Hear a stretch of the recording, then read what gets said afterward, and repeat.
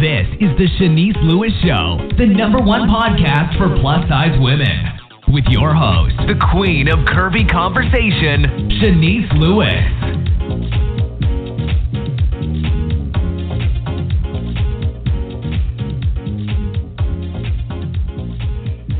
Welcome to the show. I'm your host, Shanice Lewis. Today is Friday, September 7th, 2018.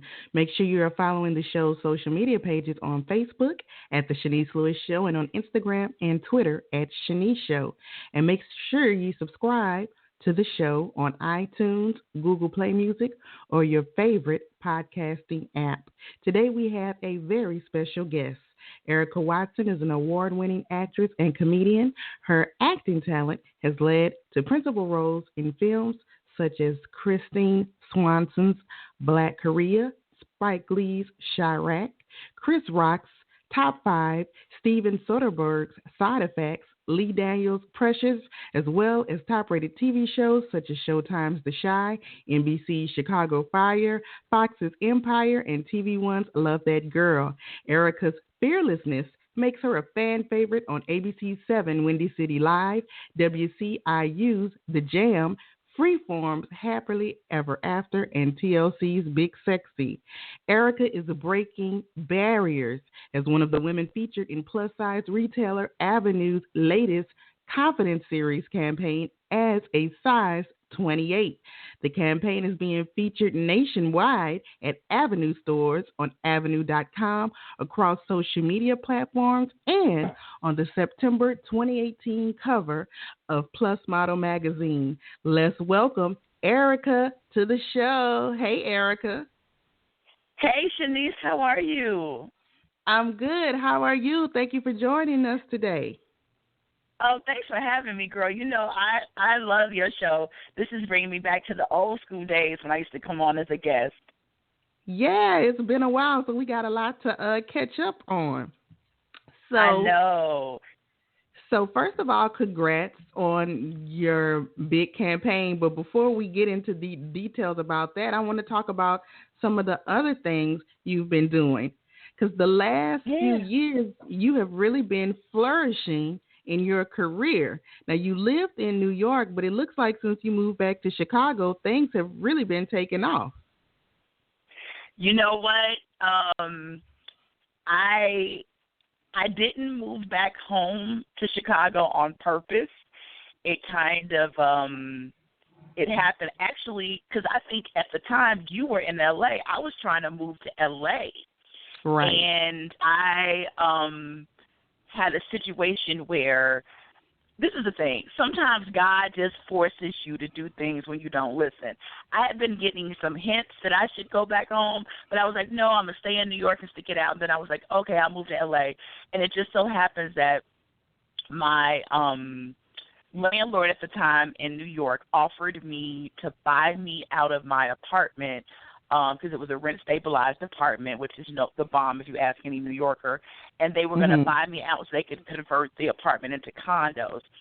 Turned out that long story short, they scammed me out of my apartment illegally, and I was forced. I had nowhere to go, so I came back home to Chicago, and I was like, you know what? They say bloom where you're planted, right? So I was like, right. Well, what can I do while I'm here to make things happen? I can't just wait for to move to LA to get my career going. Let me just do what I can here.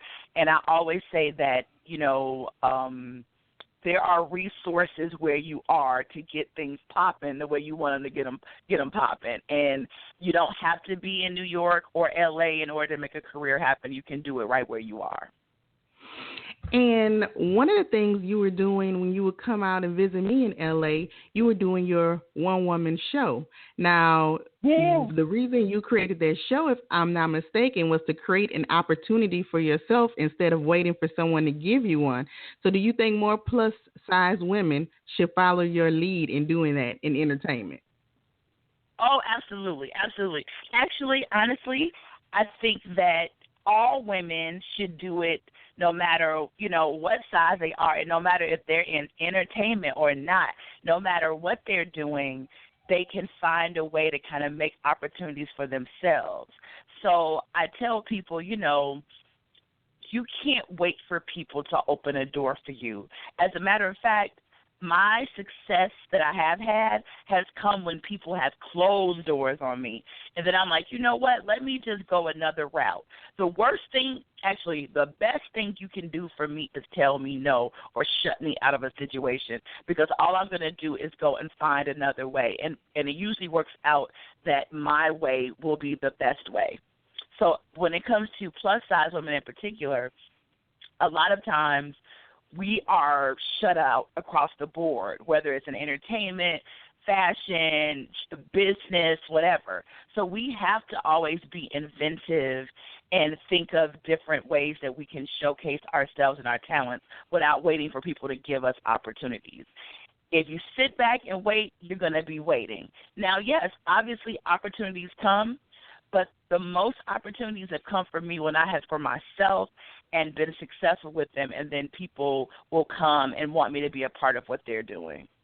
Mm-hmm. Now, are you still doing that one-woman show? Tell us a little bit about it and if you're still presenting it.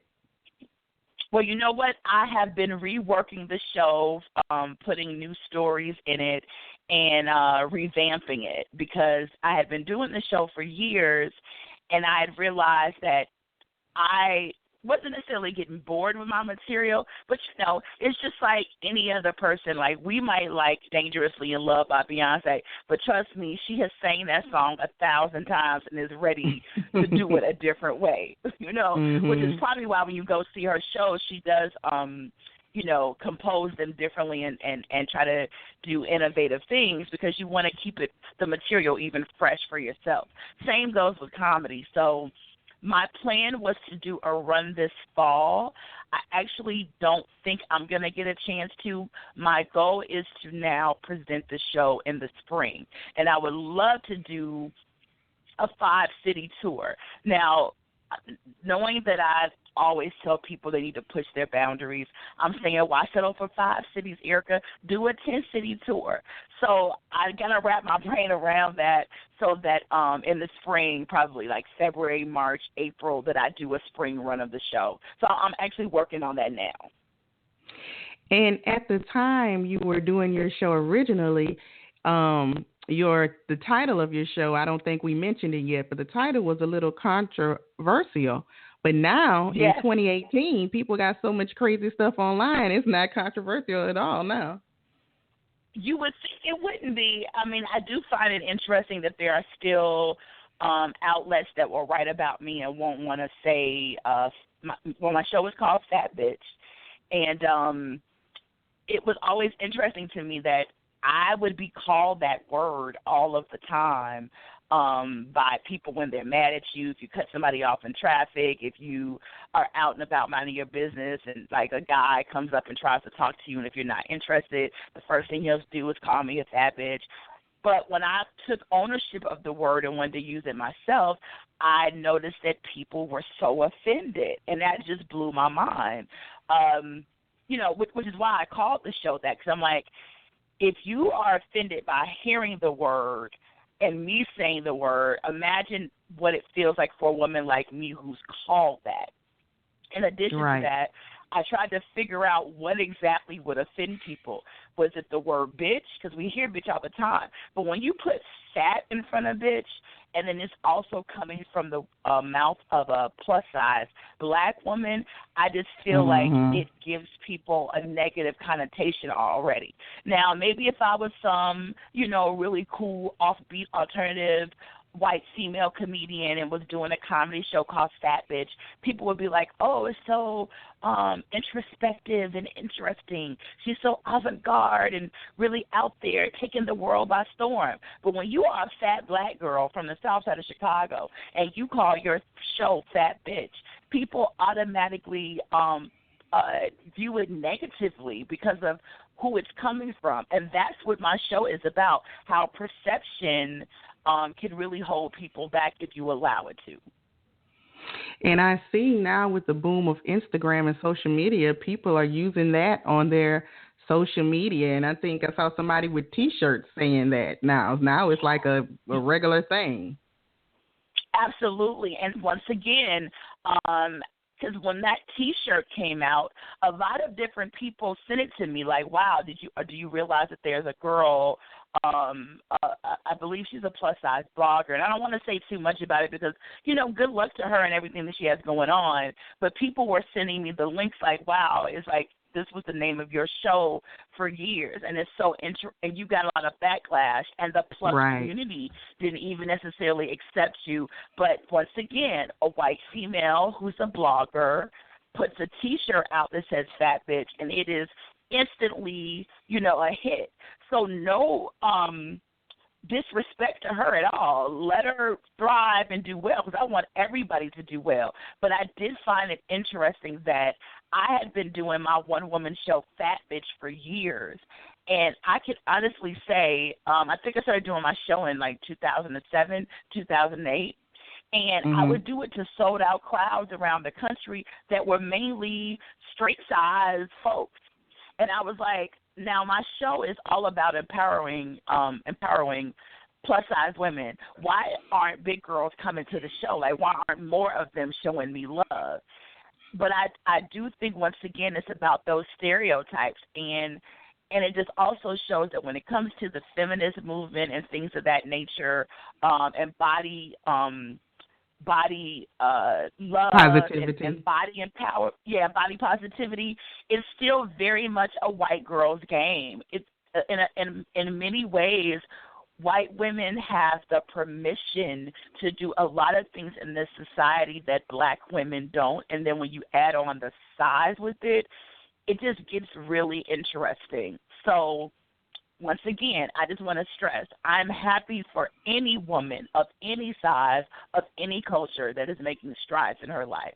But I do find it kind of disheartening when black women, women of color, and then those that are of size are seen as a disgrace in society when we do the same things that our white female counterparts do.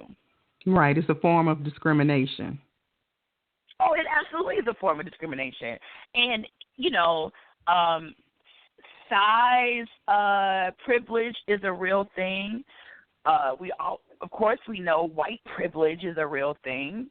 And then when you put those things within the context of body positivity, it gets really tricky. When I even would try my best to be a part of these body positivity events, they were always very much centered around one type of body and one type of existence. And I just didn't necessarily feel so welcome. So I'm like, the biggest body positivity movement has been the Black Lives Matter movement. Black Lives Matter is all about the color of skin and the way in which people of a certain hue are treated as second-class citizens. When you are a black woman, your race is just as much a part of your body positivity.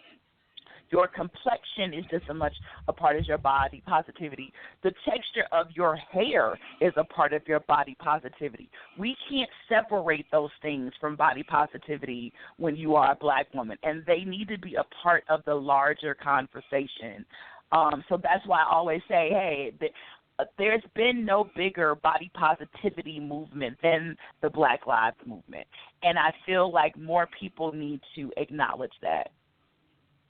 Now, more specifically to size, as far as body positivity, I saw you said that you had never seen a model that looks like you, a size 28, in a national campaign. So do you hope that what you're doing now is going to open up doors for others? Oh, absolutely. When I was first asked to do this by The Avenue, and, I'm so excited about it, because The Avenue, I feel like, is one of those brands that has been very quiet about the things that they're doing. They don't go around pushing it in your face or bragging about the things they do to be inclusive. But if you look at their advertising and look at the type of women that they're using, they've always been very open to embracing diversity. But I think with this, it's monumental because it is a girl like me, especially when I can't remember necessarily there ever being a brand that has used a girl who is a size 28 in a fashion campaign. I know that there's been maybe a size 24 or 26 in a lookbook by a brand, which in itself is very revolutionary as well. But as far as being the face of an actual campaign where I'm on the website, I'm on posters in the store, right? I don't know of that happening. So I didn't want to say for sure that is, but as a person that pays attention to those things, I don't remember there being a time. But what's cool about this is that the Avenue chose me for this because they loved my personality and liked what I stand for. They didn't have any motives behind this. They weren't trying to do that on purpose. It just organically happened. And then I actually mentioned to the executives at the brand when we were shooting, I was like, guys, I think I might be the first size 28 ever used in a national campaign. And they were like, wow, that's interesting. Just the fact that that plus size brands don't always use plus size models. Well, they use plus size models, but not plus size women.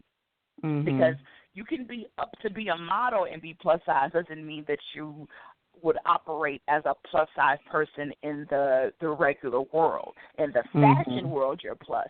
I think you're plus at a size 8 or a 10 in the modeling world. Right. But a woman that is a size 8 or a 10 or, even 12s and 14s, to me, everyone should be treated equally and fairly. But I just feel that a size 14 woman may not identify with the same issues that a woman that's a size 28 or 30 or above is having. So to put that moniker on a size 12 woman and say, you need to be the spokesperson for plus size people, sometimes isn't really fair to them because they just don't know. These are women that are just trying to make a living being a model or live their dream. They didn't know that they were going to be all of a sudden the representative for plus size women and plus size issues. Those are really two different things. So I got off the key point, but I really just want to say, I'm also doing it for me. Like, I know a lot of people will do things and say, oh, it's about inspiring other women and helping all the women around the world. And it's like, yeah, there are some of us that are very philanthropic in that way and want to give back. But a lot of it, too, is even I know that I need to see images of women like me. It makes me feel good and better about myself to see that I am not invisible. So we all need it. Even I'm a part of the Confidence series, and yes, I am a confident woman and I'm making things happen, but there are even times when even when I need that reassurance to know that I am okay and I belong and that I have a place in this world. Right. Now, did you have a relationship with the Avenue already prior to being in this campaign? You know what? The Avenue is one of those brands that has been very nice to me, and from time to time would reach out and send me outfits for me to wear on my television appearances or like red carpets for events. Since I'm, a comic and I'm on TV a lot doing commentary and talking head stuff, I need to look cute, and that is a very expensive thing to go out and just keep buying clothes. I'm very happy that there have been many times when the Avenue has sponsored me to wear an outfit from them on camera. And that's kind of how it just started. They would dress me here or there, but I always have worn the Avenue and have loved them. I mean, to me, listen, everybody is not the curvy hourglass shape, that Coke bottle shape that I know people love in the plus community. I ain't shaped like that. And so the jeans don't fit me the way those girls wear their jeans. So the Avenue, their jeans have been my favorite for years and years and years. Also, their shoes and their boots fit me so well because they understand like every girl can't wear a 3 or 4 or 5 inch heel. Sometimes I just need a little cute little kitten heel so I can feel like I'm doing something. And I'm happy, that the Avenue, their shoe selection, their Cloud Walkers are the bomb. So I've been a fan of theirs for years, and I swear by that, even when it comes to my coats and my jackets. When you're on the larger side of plus, you tend to have to really bop around, as they say, to put complete looks together. Because one brand might be good for your tops, but then their bottoms don't fit you. Another brand might be good for their shoes, but their underwear and bras don't fit you. And I'm very happy that the Avenue is a place I can go to where from top to bottom I can rock their clothes. Now tell me about the 3 other inspirational women that are featured in the campaign with you. Well, the part of the campaign that I'm a part of also features my good friend and yours too, Maddie Jones from Plus Model Magazine, and also Mia Michaels, who's one of the top choreographers in the U.S., who is a cast member and a regular on So You Think You Can Dance. And us 3 shot together in New York, and it was like magical. I had met Mia before. I didn't know Mia at all, but I'm a big fan of hers and very familiar with her work. And she's a phenomenal choreographer, and I believe that she's been modeling now for a while. It's kind of like a new passion in addition to the dance. And then with Maddie is one of the first women that I met in New York, when I moved there from Chicago, who was a part of the plus-size community. And we just vibed. She's always been very good to me, very supportive. She would write articles about me in Plus Model Mag, but I never thought I would be a cover girl, honey. I am like too excited. So when we did this campaign together, Maddie was like, you know what? I'm going to put us on the cover. And I was just like, I can't believe it because I'm not a model. What models do, I have such a high amount of respect for them and a high regard for them. It is work.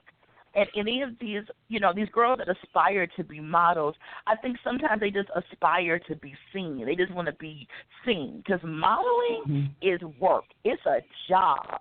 And it's something that you can't really get into and be successful with it if you don't look at it that way. It's more than just being pretty and wearing cute clothes. So, because of Maddie, I really learned more about the plus fashion industry. She and I have spoken on panels together, and she's always been very supportive of me. So when it's like this, and from working in this industry, you don't tell everybody what you're up to. So when I walked into the room when I got this, I hadn't told anybody. I didn't share with anyone that I had gotten this opportunity with the Avenue. So when I walked in and saw Maddie, we both started screaming. Because it was like, oh, my God, you're here. You didn't know? We had no idea. No. They didn't tell us who else was a part of the campaign. So we knew there would be other women. I didn't know what to expect because the Avenue, they are just a class act. They treated me like a star from the beginning to the end. And it just felt so great being there. And then to add the icing on the cake, seeing Maddie there was just really good. Because when we met, about 15 years ago, we would have never thought that we would be modeling and be the face of a brand, especially with both of us being over 40, and with me definitely being on the larger side of plus. I would have never thought this would happen, but I'm glad it did. Now, being over 40, was that a part of the concept of the campaign as well? Yes, because they're really trying to show what true diversity is and what inclusion really should look like. So Mia, she's a white woman. I'm a black girl. Maddie is Latina. She's Puerto Rican. So, and then we're all over 40. Yes, that was definitely, as far as I know, done with a lot of thought, because the Avenue also knows their customer. And what I do like about the Avenue is that they still have very cute and fun clothes, so that even though we're over 40, they know we're not grandmas. We're sexy, vivacious, vibrant women, and we want to look fashion forward. So I'm hoping that women over 40 will see our campaign and enjoy it and know that they, too, can dress with ageless style. Nice. Now, you will also be hosting in-store events for the Avenue as well? Oh, yeah, absolutely. So on September 22nd, actually all three of us, Mia and Maddie and I, will be in our respective cities hosting parties and a fashion show at the Avenue. And I believe it starts at 2 o'clock here in Chicago, Central Standard Time, at the Avenue store in the Evergreen Park neighborhood of Chicago. So for information, I mean, people can call the store here in Chicago directly. Just look up the Evergreen Park store for the Avenue and ask them all of the details, because I'm not really sure about everything, but I believe the fashion show starts at 2. And actually, we are looking for a model. So if you live in Chicago, you can call the store, go up there, sign up, and then they will walk you through the process. You get to come, try on clothes, pick an outfit, and model for the fashion show on the 22nd. So it's very exciting because, you know, I appreciate the fact that the Avenue really does respect their customer. It's, you know, you and I have both worked with brands, and you know the ones that really care about the women that buy their clothes and the ones that are just out for a quick dollar. And there are some that the bottom line is about the money. I get it. Hey, I like to make money too. But it really feels good. It's like extra special when a brand cares about the everyday woman. Because it's like, listen, I'm a size 28 and I'm 5'5". I'm a short girl. I probably wouldn't be listed on anybody's roster for modeling. But they know that the average everyday woman that goes to the Avenue, there are many of them that look like me or can appreciate seeing a girl like me in the forefront. And that's why for the fashion show in the store, they just want the everyday woman to come try on clothes and to model. Because whether we're getting paid to do it or not, we can all feel like a supermodel. And this would be their time to shine if you really want to model for the Avenue. So I saw you post on Facebook that the entire plus-size community should be celebrating you right now and what you're doing. So how can the plus community support you with the Avenue? I think it honestly is bigger than just supporting me, because this will come and go. This too shall pass. You know, one day the Avenue will probably move on and use another girl. Don't we want to see that happen? So it's like, if we don't give them feedback and let them know how much we enjoy seeing a girl my size doing something like this, you know, we take a chance that they may say, hey, we did it. It didn't go over so well. So now let's go back to the drawing board. But no, I am here to say loudly and proudly that women size 24 and up, especially the 26s, the 28s, the 30s and beyond, should be able to be included in a fashion campaign, because we exist, we are real, and we deserve to be seen. And I see the plus bloggers out here. I see the things they support. I actually was very surprised that more of them were not writing about this, not even necessarily, like I said, about me, because I'm a comic. I'm going to get my shine wherever it needs to happen. But I think that if you are a fashion blogger in particular, of any size, even the straight size fashion bloggers should be writing about this, because this is monumental. Like I said, to have Mia Michaels and Maddie Jones and me, all women over 40, all plus size, in an ad campaign for a national brand where we're on posters and in stores. I believe we might even end up on billboards in New York. why wouldn't they want to talk? Yeah, why wouldn't they want to talk about this? So I know if I was in the business of fashion, this would definitely be something that I would be writing about and promoting. But one thing I will say, people have the right to write about whatever they want to write about, whatever they want to cover. And some people have blogs that are more so about them and their day-to-day activities and their fashion sense. So I get that. I'm not even expecting them to write about it. But it would be very nice if people would share and put it on Twitter, shout us out on their Instagram or their Facebook. Like, why not? What does it hurt to acknowledge this campaign? But, you know, as with anything else, the plus-size community, for all its greatness, still has some growing to do. And I believe that we could all do more to be more supportive. So that's why I want to say thank you to you, Shanice, because you saw that and reached out to me right away like, hey, let's come be on my show. And I appreciate that. But you have always been a huge champion for all the women in the plus-size community. And that's one thing that I can say about Shanice Lewis. If something is going on in Plus, you have been on it for years, ever since I've known you. And even the people you don't like, you support. You know what I mean? Like, you show love to you show love to everybody, even people that are probably doing things that you don't necessarily agree with. Right. You've because always it's business. done it. I know that it's business. I try not to put my feelings in it.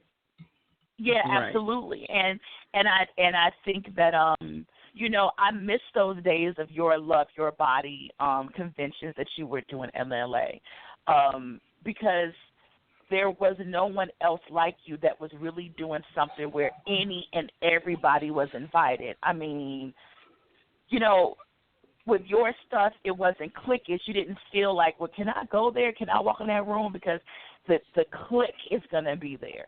And I think that the plus-size industry had gotten so much into people being aligned with certain people and only supporting certain people that many of them are missing the mark. We would get much further if we all showed more love. And even I myself can be better at it. I'm so focused on my career sometimes that I don't get to get out and support people's events and attend, but I'm always passing them on. Whether it be the Curvy Fashionista event in Atlanta, you got CurvyCon going on in Chicago, of course, Gwen DeVoe and Full Figured Fashion Week. I tweet, I retweet, I Instagram, I forward them, I invite people and tell them to go. Even if you don't see me in the place, just know that my love for the people behind the scenes is there. And, you know, it's unfortunate. Even some of the fashion bloggers that their job is to write about the business of fashion only support people that they're friends with or people that they know. And I never really understood that, because you should be writing about it all so that the brands will take you more seriously. If you're only writing about your friends and what your friends are doing, to me that's not a smart business plan. I don't know. But who am I? I'm not judging. I'm just saying I would think that if you want your brand, the scope of your brand to be expansive, it would just seem like it would make sense that you would cover it all and not just girls you like. Yes, that makes sense. Now, besides this campaign, do you have anything else happening coming up that we should be on the lookout for? Absolutely. Two things. One thing that I'm, there are three things that I'm doing that I'm very excited about. One thing is that I've just been recently hired to write a romantic comedy for a production company that produces movies. They produce like 15, 16 films. Yeah, so they hired me to write a really cool, fun love story that is extremely hilarious. I just actually submitted my first draft to the producer, and he called and was like, "You are so ridiculously funny that I'm so excited about this." So that's great. And that's what your degree is in, right? Yeah, my bachelor's degree was in film and television directing. I did like an interdisciplinary major where I mixed the two. But yeah, I've been a writer and a director for years. That was my real passion. the comedy and being in front of the camera was something that kind of happened by mistake, which is probably why I'm not as competitive as I should be, or why I am very supportive of other folks, because I didn't plan on being in front of the camera. My goal was to write and create projects for other people to show their talent anyway. So that's why when I see somebody that's dope, I want to attach myself and say, hey, how can we work together? What can we do? It's not I can't work with her because I have to be the star. Like my quote with the Avenue campaign, I am my own leading lady. I don't need to compete with others. We all get our shine. But anyway, that's beside the point. So I'm writing the movie, but two other things that people should look out for from me is I have a podcast called Get in the Game, a single girl's guide to building a dream team and getting a championship ring. And it's all about me and my adventures of dating 5-minute ones like they're a basketball team, me being the coach of my team and having a ball, interacting with all these different men and kind of encouraging Black women in particular to think differently about the concept of what it means to date, because I feel like we haven't really been given the freedom to express our sexuality and date the way that other women have. So that's coming out. My plan is to drop it in October, and that's produced by a friend of mine named Ty Hill, who's a super producer here in Chicago, and we collaborated on this project. So that'll be coming out in October. And it's super funny and honest and controversial. And then also, lastly, this fall, I will be launching my own capsule collection of makeup called Fierce by Erica Watson for Nina Brands. And they are an Asian-based makeup company. Well, they're based in Asia and Dubai and Africa. And they will be doing this capsule collection with me. I actually shoot the beauty and editorial shoots for this next week, and I'm very excited about it. I am going across the board with women of color. It's all Black women models, all a range of sizes, and we are doing a very high-fashion editorial shoot as well as a beauty shoot to promote the brand. The brand will drop in time for the holidays. Nice. Well, congratulations on everything you have going on. I'm so proud of you. Oh, thank you, Shanice, and I'm so proud of you, too. We both had our similar situations as far as us leaving a bigger town to come back home. I know you went back to Baton Rouge, and I went back to Chicago, and I think that sometimes you need to go back to your roots to just breathe. LA is overwhelming. New York can be overwhelming. Sometimes you got to go home, and I think that's why both of us have seen a resurgence in our careers and got some of that good energy. Got our mamas to cook some food for us, be around your cousins and people that really love you and care about you. You know what I'm saying? Because it's for us to leave our town and go to L.A. and New York where we have no real family, had to develop new friendships, and then try to get into the entertainment career. Right. That's something that people can only understand if they've done it. And it's hard. And being plus size. And being plus size, and being Black women, and being entrepreneurial, because it's not like you and me just sat and waited for opportunities. We created our own. You were getting you were working with brands and getting sponsorships and doing stuff way before the majority of these girls even understood that could be a thing in the plus community. And I feel like we didn't have Instagram. Right. It's like all these things that are out here now where these people are able to get some overnight success in some ways. Now, who knows if they'll have longevity? We'll have to wait and see. But we didn't necessarily have those tools 15, 16 years ago. And I think that I wanted to say to you that you've always been a woman that I've had a lot of respect for. You are my friend. You supported me. You created a website. Do you remember when you made a website for me? Just Yes. out of the blue, I didn't even ask you. It was just something you did for me out of love. You were one of the only people in the Plus community in particular that would invite me to come and speak at your events and be a part of it. So if there's ever anything you need, I don't care if it's 5 years now, we ain't spoken. If you need $1 or $1,000, well, don't ask me for $1,000. But whatever else you need, ask me for any money you need, because I ain't got $1,000. If I got it, it's yours. But you are always one of my favorites, and I think that what you've done with for your own personal brand, you could teach a class on personal branding. I don't know if you've ever thought about doing that, but there is no one like you out here that has been a champion for other plus-size women while at the same time building your own brand and making sure that you show love to yourself and to others. So I really commend you for what you're doing. Well, thank you for saying that, because you don't get to hear that often, especially in the Plus community. So thank you for saying that. I really appreciate it. Absolutely. Now, tell us, before you go, your official website and social media pages so we can keep up with everything you got going on. Thank you. My website is ericafaywatson.com, and on there you can find links to all my social media pages, and I got video clips online and my bio and just some information about other things I'm doing. But I'm on Instagram and Facebook a lot. So on Facebook, I believe it's Erica Faye Watson, or maybe comedian Erica Faye Watson. And on Instagram, my name is @Miss_Pound Cakes. That's MISS_Pound Cakes. And that's my alter ego. In my brain, in my mind, my fantasy is that I'm a stripper named Miss Pound Cakes. And so I like to have fun with that name. And so, yeah, I made that my Instagram name. But I'm everywhere. On Twitter, I'm Erica Faye Watson. I'm around. I'm easy to find. Well, thank you so much for being on the show. It's always a pleasure to talk with you.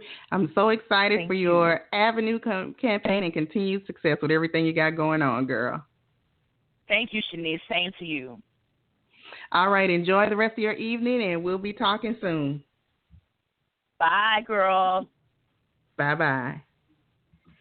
And thank you to my guest, Erica Watson, for being on the show. Fabulous as always. I've been your host, Shanice Lewis. Thank you for tuning in and supporting. Until next time, keep thriving in your curves and be blessed. You've been listening to The Shanice Lewis Show. For more info about the show, visit ShaniceLewisShow.com.